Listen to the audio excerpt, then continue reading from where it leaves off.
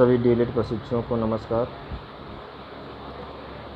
आज गणित की इस ऑनलाइन वीडियो में हम सब लंबवृत्तीय बेलन तथा लंबवृत्तीय शंकु की अवधारणा तथा इनका आयतन एवं संपूर्ण पृष्ठ के बारे में अध्ययन करेंगे। हम सभी पिछली कक्षाओं में द्विविमीय तथा त्रिविमीय आकृतियों के बारे में समझ चुके हैं। जैसा कि हम जानते हैं कि द्विविमीय आकृति जैसे त्रिभुजाकार, वर्गाकार, आयताकार ये सब होती हैं। वृत्ताकार भी द्विविमीय आकृति है। त्रिविमीय आकृतियों में घनाकार, घनाभाकार, शंकु, बेलन, गोला ये सब इत्यादि आते हैं। हम इस अध्याय में सर्वप्रथम हम लंबवृत्तीय बेलन की संकल्पना पर चर्चा करेंगे। हम अपने पास पड़ोस बहुत सी आकृतियों को दैनिक जीवन में देखते रहते हैं, जैसे पाइप, रोलर, पहिया, ड्रम इत्यादि वस्तुओं को देखते हैं। ये सभी त्रिविमीय आकृतियाँ हैं। पाइप एक लंबवृत्तीय बेलन की तरह है।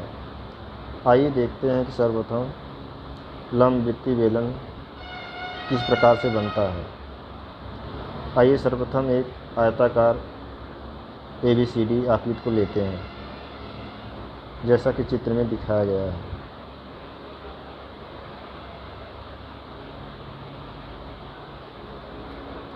अब उसकी एक भुजा AB के परितः उसको AB को अगर अक्ष मान लिया जाए, उसको एक जगह फिक्स कर दिया जाए और उसके परितः उस आयत को घुमाया जाए, तो भुजा CD की विभिन्न स्थितियाँ जैसा कि चित्र में दिखाया गया है, D1 C1, D2 C2, D3 C3, D4 C4 इत्यादि इत्यादि क्रमशः विभिन्न स्थितियाँ प्राप्त होती हैं और ये एक वक्र पृष्ठ का निर्माण करते हैं। वक्र पृष्ठ जैसा हम जानते हैं कि पृष्ठ दो प्रकार का होता है, एक वक्र पृष्ठ, एक समतल पृष्ठ। समतल पृष्ठ जैसे आपका मेज, टेबल, ज़मीन का फर्श, और वक्र पृष्ठ जैसे गोलाकार वस्तु होता है।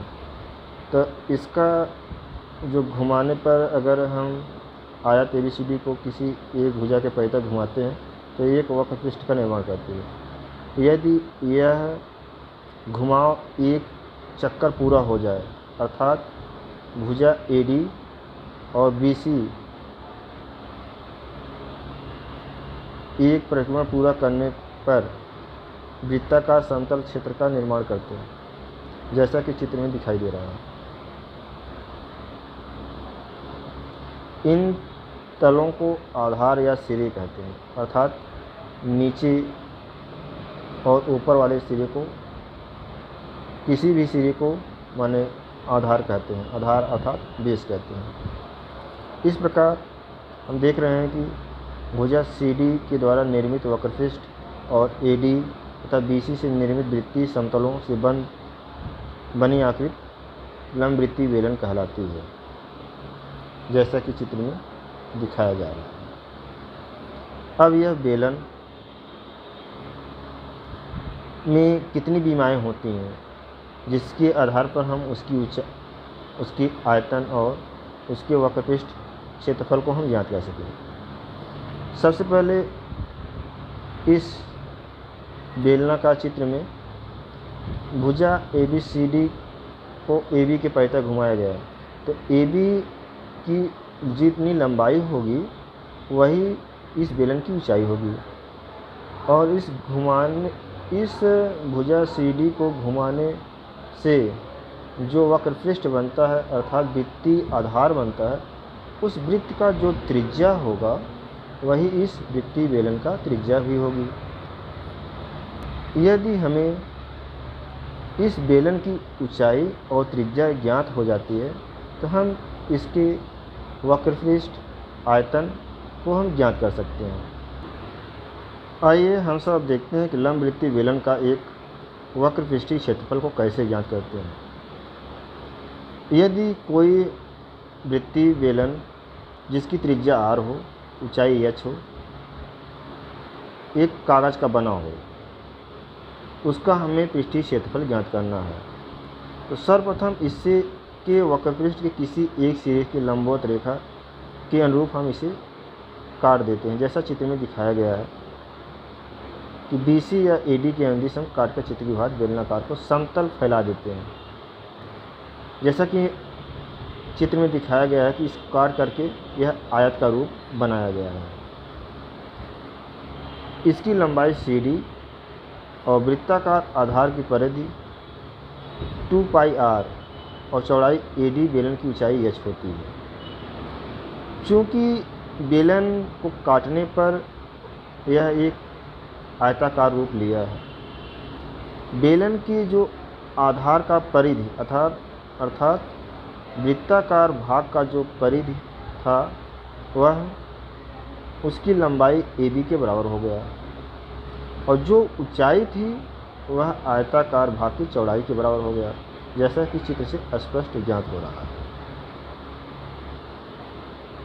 क्योंकि जो आयत का क्षेत्रफल होगा वही क्षेत्रफल अर्थात वही पृष्ठीय क्षेत्रफल इस बेलन का होगा, क्योंकि आयत का क्षेत्रफल लंबाई गुणे चौड़ाई होता है, हम जानते ही हैं।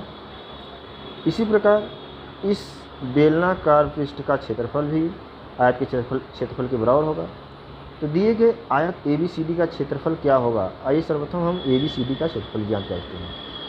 ABCD का क्षेत्रफल अर्थात AB गुणे BC होगा। AB अर्थात वृत्ताकार भाग का परिधि है जो एक 2πr के बराबर है, और BC यह बेलन की ऊंचाई h के बराबर है अर्थात BC h हो गया। तो आयत का क्षेत्रफल AB गुणे BC अर्थात 2πr गुणे h बराबर आयत का क्षेत्रफल बराबर 2πrh। अतः हम कह सकते हैं कि बेलन के वक्र पृष्ठ का क्षेत्रफल आधार की परिधि गुणे ऊंचाई के बराबर होता है, अर्थात यदि किसी लंबवृत्तीय बेलन की त्रिज्या r हो, ऊंचाई h हो, तो उसका वक्र पृष्ठीय क्षेत्रफल 2πrh वर्ग इकाई होगा। यह केवल उसके पृष्ठीय क्षेत्रफल का है। यदि कोई बेलनाकार बंद आकृति हो जिसमें दोनों तरफ से ढक्कन लगे हों, तो उसका संपूर्ण वक्र पृष्ठ में 2πrh में उसके दोनों ढक्कनों के क्षेत्रफल को जोड़ दिया जाएगा। दोनों ढक्कन अर्थात वृत्ताकार भाग को क्षेत्रफल को जोड़ दिया जाएगा। एक वृत्ताकार भाग का क्षेत्रफल हम जानते हैं कि πr² होता है, तो दोनों ढक्कनों का क्षेत्रफल हो जाएगा 2πr²। तो बेलन का संपूर्ण पृष्ठ हो जाएगा वक्र पृष्ठ प्लस दोनों सिरों का क्षेत्रफल बराबर 2πrh प्लस 2πr²। इसको हम सरल करेंगे, ये आएगा 2πrh into h plus r वर्ग इकाई, अर्थात बेलन के संपूर्ण पृष्ठ का क्षेत्रफल बराबर 2πrh into r plus h वर्ग इकाई होगा। बेलन का आयतन। बेलन का आयतन जैसा कि हम जानते हैं कि बेलन का वृत्तीय आधार का क्षेत्रफल πr² होता है। πr² इसके क्षेत्रफल में हम इसकी जितनी ऊंचाई है इसकी ऊंचाई को हम गुणा करते हैं तो इस बेलन का आयतन ज्ञात होता है। तो बेलन का आयतन इसके आधार का क्षेत्रफल गुणे ऊंचाई के बराबर होगा, अर्थात πr² गुणे h। बेलन का आयतन हुआ πr² h घन इकाई। अतः हम कह सकते हैं बेलन का आयतन πr² h घन इकाई होता है। इस सूत्र की सहायता से हम किसी भी लंबवृत्तीय बेलन के आयतन को ज्ञात कर सकते हैं। लंबवृत्तीय शंकु की अवधारणा। शंकु क्या है? जैसे हम शंक्वाकार वस्तुओं को हम काफ़ी देख चुके हैं, जैसे जोकर की टोपी, जन्मदिन के उपलक्ष्य में बाज़ार में उपलब्ध टोपियाँ जैसे हम लोग बर्थडे में बनाते हैं, आइसक्रीम जमाने का बर्तन आदि हम सभी ने देखे हैं। इन सभी का आकृति एक दिए गए चित्रानुसार होता है। ऐसी आकृतियों में नीचे से वृत्ताकार होता है, जो ऊपर तक जाते हुए छोटे छोटे निरंतर वृत्त में बढ़ जाते हैं। अंत में केवल ऊर्ध्वाधर में एक बिंदु बचता है, जैसा कि चित्र में हम देख चुके हैं। इस प्रकार की आकृति को हम शंकु कहते हैं। और यह शंकु लंब वृत्तीय शंकु कब कहलाएगा?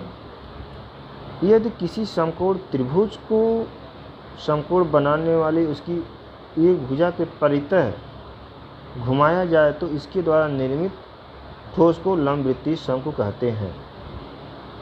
जैसा नीचे चित्र में दिखाया गया है, त्रिभुज ABC को BC भुजा के परितः इसके भुजा AC को घुमाया जा रहा है, अर्थात भुजा BC को फिक्स करके AB को अगर घुमाया जाए तो चारों तरफ से बने इस आकृति को हम लंब वृत्तीय शंकु कहेंगे। अर्थात इसकी बेलन की जो ऊंचाई हो इसकी त्रिज्या पर लंब होगा तो यह शंकु लंब वृत्तीय शंकु कहलाएगा। अगर यह समकोण नहीं होगा तो यह लंब वृत्तीय शंकु नहीं होगा।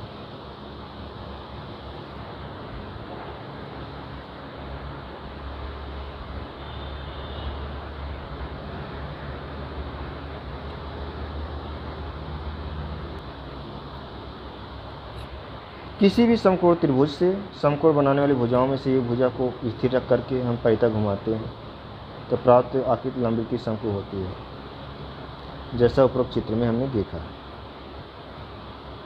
उपरोक्त चित्र ABC में एक समकोण त्रिभुज है, कोण भी समकोण है, 90 अंश है। यदि भुजा AB को R माना जाए, जो नीचे वृत्ताकार भाग की त्रिज्या है, और इसकी त्रिभुज की ऊंचाई H माना जाए, जो शंकु की ऊंचाई भी होगी, तो इसके कर्ण की जो ऊंचाई कर्ण की जो नाप होगी वही इस शंकु की तिर्यक ऊंचाई होगी। इस चित्र में AC भुजा AC अर्थात कर्ण को इस लंब वृत्तीय शंकु का तिर्यक ऊंचाई कहते हैं। तिर्यक ऊंचाई को हम L से प्रदर्शित करते हैं, जहाँ L स्क्वायर बराबर R square plus H square होता है, अर्थात L बराबर √R square plus H square होता है। इस सूत्र की सहायता से हम तिर्यक ऊंचाई को हम निकाल सकते हैं। इस सूत्र में अगर 2 चर का मान मालूम हो तो हम तीसरी चर का मान ज्ञात कर सकते हैं। आइए हम लंब वृत्तीय शंकु के वक्रपृष्ठ को देखते हैं। शंकु का वक्रपृष्ठ होता है, यह 1/2 गुणे आधार का परिमाप गुणे तिर्यक ऊंचाई के बराबर होता है, अर्थात 1/2 गुणे 2πr गुणे L, अर्थात πrl वर्ग इकाई के बराबर होता है। तो शंकु का पार्श्व पृष्ठ πrl वर्ग इकाई के बराबर होता है। अब लंब वृत्तीय शंकु के संपूर्ण पृष्ठ पर नज़र डालते हैं। शंकु का संपूर्ण पृष्ठ बराबर होगा शंकु का वक्र पृष्ठ प्लस आधार का क्षेत्रफल। आधार का क्षेत्रफल जैसा कि जानते हैं कि यह वृत्ताकार भाग है, यह πr स्क्वायर के बराबर होगा, अतः शंकु का संपूर्ण पृष्ठ बराबर πrl प्लस πr स्क्वायर होगा। अब इसको सरल करेंगे, यह πr into L plus R वर्ग इकाई के बराबर होगा। अतः हम कह सकते हैं शंकु का संपूर्ण पृष्ठ बराबर πr into L plus R के बराबर होगा।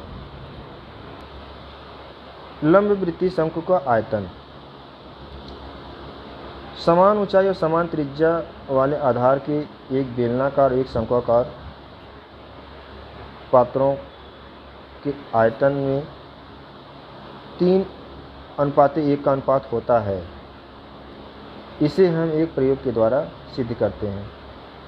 हम एक बेलनाकार और एक शंक्वाकार समान ऊंचाई समान त्रिज्या का बर्तन लेते हैं। शंक्वाकार बर्तन से बेलनाकार बर्तन में अगर पानी या दूध भरे, कोई लिक्विड भरे, तो देखते हैं कि वह शंक्वाकार बर्तन से बेलनाकार बर्तन 3 बार पूरा में भर जाता है। अर्थात बेलनाकार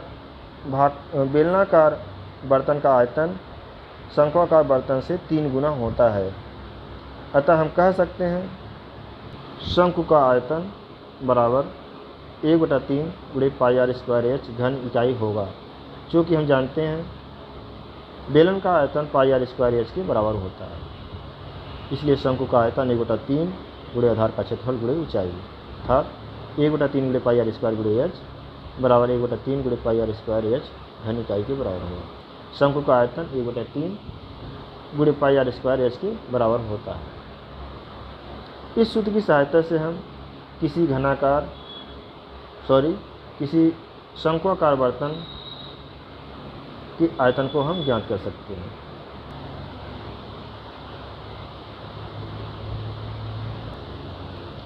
लंबवृत्तीय बेलन तथा लंबवृत्तीय शंकु के पृष्ठ क्षेत्रफल और आयतन से संबंधित विभिन्न प्रकार के प्रश्न यहाँ दिए गए हैं।